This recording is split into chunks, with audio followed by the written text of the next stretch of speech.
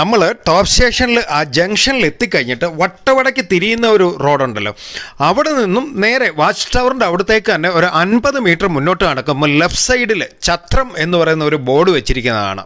Labour ഛത്രം എന്നാണ് അതിന് പറയുന്നത്.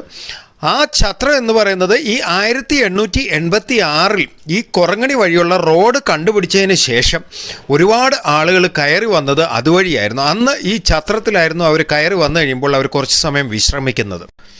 ഈ വഴിയിൽ കൂടി 1926 അപ്പൻ്റെ തോളിലിരുന്നിട്ട് കൊറങ്ങണിയിൽ നിന്നും ഈ വലിയ പടുകൂറ്റൻ മലനിരകൾ കയറി മുകളിൽ വന്ന ഒരാളെ കാണിച്ചു തരാം. ഞാൻ അപ്പന്റെ തോളിലിരുന്ന് കൊറങ്ങണി മലനിരകൾ കയറി ടോപ്പ് സ്റ്റേഷനിലെത്തിയ ഒരു കൊച്ചുകുട്ടിയെ പരിചയപ്പെടുത്തി തരാമെന്ന് ഞാൻ പറഞ്ഞിരുന്നല്ലോ. ആ കൊച്ചുകുട്ടിയാണ് ഈ ഇരിക്കുന്ന ചെറിയ കുട്ടി. നമ്മുടെ പ്രിയപ്പെട്ട ജോസഫ് അച്ചായൻ, നമ്മുടെ സ്വന്തം തലൈവർ. ഞാൻ തലൈവരെ എപ്പോഴും കാണുമ്പോൾ നമ്മുടെ തലൈവർ താമസിക്കുന്നത് നമ്മുടെ ടോപ്പ് സ്റ്റേഷനിലാണ് കേട്ടോ. തലൈവർ ഇവിടുത്തെ ഏറ്റവും തലമൂത്ത, ഇവിടുത്തെ എന്നല്ല എനിക്കൊന്ന് കണ്ടിട്ടുള്ള തന്നെ ഏറ്റവും ഓൾമോസ്റ്റ് ഒരു തലമൂത്ത വ്യക്തിയാണ്. കാരണം 99 നോട്ട് ഔട്ട് എന്നൊക്കെ പറഞ്ഞു കഴിഞ്ഞാൽ ഒരു സംഭവമല്ലേ. ഞാൻ അദ്ദേഹത്തെ കാണുമ്പോൾ ഇങ്ങനെ വിളിക്കും, ഓ തലൈവാ ഇങ്ങനെ വിളിക്കും. അപ്പം അദ്ദേഹം എന്നോട് ഇങ്ങനെ തിരിഞ്ഞു നിന്നിട്ട് ഇങ്ങനെ ചിരിച്ചിട്ട് എപ്പോ വന്നേ അങ്ങനെ ചോദിക്കുക. അത് കഴിയുമ്പോ ഇപ്പത്താ വന്ന് അങ്ങനെ പറയും. അത് കഴിഞ്ഞ് കഴിയുമ്പോ അദ്ദേഹം ചോദിക്കുക, പൊണ്ടാട്ടി പസങ്ങളെല്ലാമേ സുഖമായിരിക്ക? നല്ല ഇരിക്ക, വേറെ എന്നെ വിശേഷം? അങ്ങനെ ഞാൻ നമ്മുടെ തലൈവരോട് ചോദിക്കും. പക്ഷെ തലൈവർ നല്ല ഭയങ്കര ചുറുചുറുക്കായിട്ട് ഇങ്ങനെ നമ്മളോട് സംസാരിക്കുന്ന കാണുമ്പോൾ നമുക്കും ഭയങ്കര പോസിറ്റീവ് എനർജിയാ കേട്ടോ. അങ്ങനെ നമ്മുടെ തലൈവർ ഇവിടെ തീ കായാൻ വേണ്ടിയിട്ട് ഫുൾ തീയൊക്കെ കത്തിച്ച് ഇങ്ങനെ ഇവിടെ നല്ല ഒരു ചൂടത്ത് ഞാനും തലൈവരോടൊപ്പം ഇരുന്നു. ഇദ്ദേഹത്തിന്റെ അപ്പന്റെ പേര് ഡാനിയൽ കങ്കാണി എന്നായിരുന്നു. അദ്ദേഹത്തോടൊപ്പം തിരുനെൽവേലിയിൽ നിന്നും ഒരു 150 പേരുമായിട്ടാണ് ഇവര് കൊറങ്ങണി മലനിരകൾ കയറി ടോപ്പ് സ്റ്റേഷനിൽ എത്തുന്നത്. പിന്നെ നമ്മുടെ പ്രിയപ്പെട്ട ജോസഫ് അച്ചായൻ, ഞാൻ ജോസഫ് അച്ചായൻ എന്നാണ് വിളിക്കുന്നത്. ഞാൻ തലൈവ എന്നാണ് വിളിക്കുന്നത്.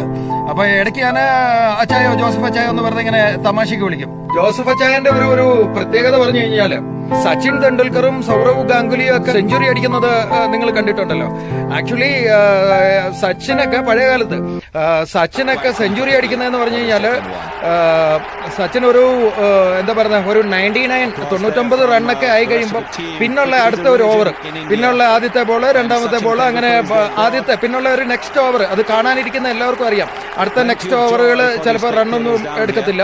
അപ്പൊ ഈ 99 റണ്ണിൽ നിൽക്കുമ്പോൾ പിന്നെ അടുത്ത ഓരോ ബോളും വരുമ്പോഴും ഈ കാണുന്ന നമ്മൾ ഇന്ത്യക്കാരായിട്ടുള്ള നമ്മൾ ഓരോരുത്തരും മനസ്സിൽ ഇങ്ങനെ പറയും, ഓ ദൈവമേ സച്ചിൻ ഇപ്പൊ സെഞ്ചുറി അടിച്ചായിരുന്നു, സച്ചിൻ ഇപ്പൊ സെഞ്ചുറി, ഒരു റണ്ണൂടെ എടുത്തായിരുന്നെങ്കിൽ പെട്ടെന്ന് അങ്ങ് സെഞ്ചുറി ആയിരുന്നെങ്കിൽ, ഒരു ബോളൊന്ന് മുട്ടിയാണെങ്കിലും അപ്പുറത്തോട്ട് ഇട്ടിട്ട് ഒരു റൺ ഓടി ഒന്നെടുത്തിട്ട് ബാറ്റൊന്ന് പൊക്കി കാണിച്ചിരുന്നെങ്കിൽ എന്ന് നമ്മൾ ഇന്ത്യക്കാരെ നമ്മൾ ഓരോരുത്തരും മനസ്സിലിങ്ങനെ വിചാരിക്കും.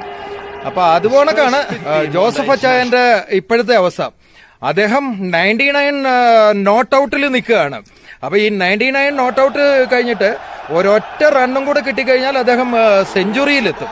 അപ്പം സാധാരണ സച്ചിൻ തെണ്ടുൽക്കർ സെഞ്ചുറി അടിച്ചു കഴിഞ്ഞിട്ട് ഈ ബാറ്റൊക്കെ ഒന്ന് മേളിലോട്ട് ഉയർത്തി സൂര്യനെ ഇങ്ങനെ നോക്കി അങ്ങനെ ഒന്ന് സ്റ്റേഡിയത്തിന് ചുറ്റും ഒന്ന് നോക്കും. അപ്പൊ അതിന്റെ കൂട്ട് നമ്മുടെ ജോസഫ് അച്ചായനും സെഞ്ചുറി അടിച്ചു.